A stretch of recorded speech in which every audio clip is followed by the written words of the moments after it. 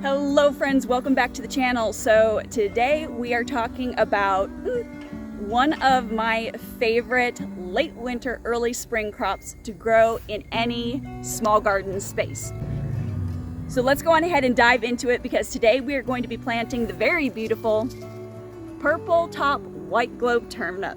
So this is a super easy and super beginner friendly crop to grow.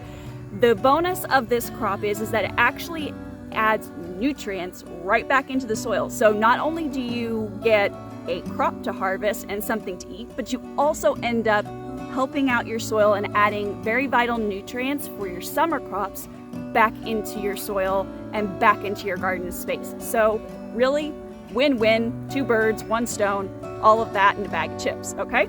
So let's go on ahead and hop into learning how to plant this beautiful late winter crop. Okay friends, so what I have done is I have already come in here and I have pre-moistened the soil already. You can see I do have stuff on top, and that's mostly just going to be to help protect the little seedlings as they come up. It helps add a little bit of cover to also prevent any weed structures from overgrowing in the space over the winter. You know, things kind of blow around this time of the year. So now all I'm going to do is I've got my handy little Hori Hori. If you don't have one of these, I highly recommend them. I use them in the garden space for just about everything. And I'm just going to make a line. Just move that out of the way until we've got our crop in. And again.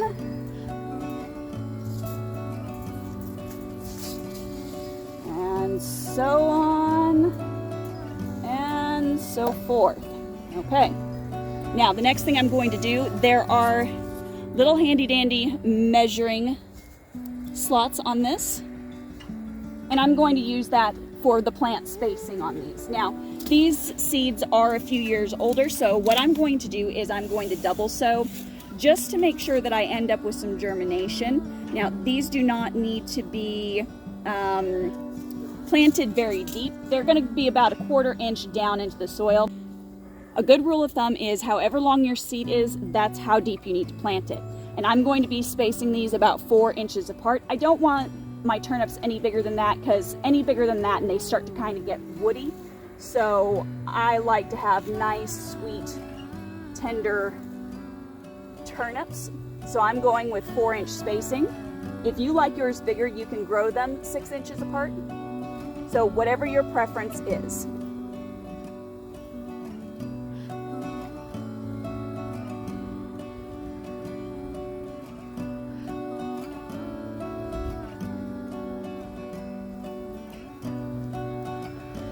Now the reason I am doing this in pre-moistened soil is simply because I do not want these seeds to shift around.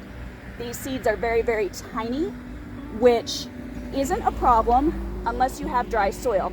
If you have dry soil and then you put the seedlings in, then bury them and spray water on top, you're going to risk shifting your seeds around. Doing that with this crop is not necessarily a wise idea, because that could end up causing you to have a lower harvest, just because they won't be able to size up.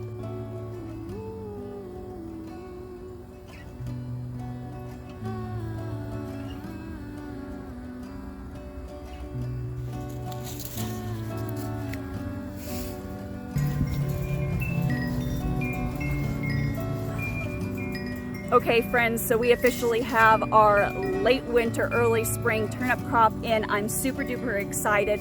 This is a very beginner friendly crop to grow, especially in a small space. You can even grow turnips in containers. You will just need to make sure to thin them to whatever size you're wanting to grow, either the 4 or 6 inch mark. And then even this time of year, you don't really have to worry about watering a whole lot, because it's a little bit on the damper side out, especially with any winter accumulation. Now, one cautionary thing is you will need to have a little bit of covering to help protect them, but because this is a cold tolerant variety, even still they will be able to grow. Now, typically the growth pattern on these is anywhere from 50 to 60 days.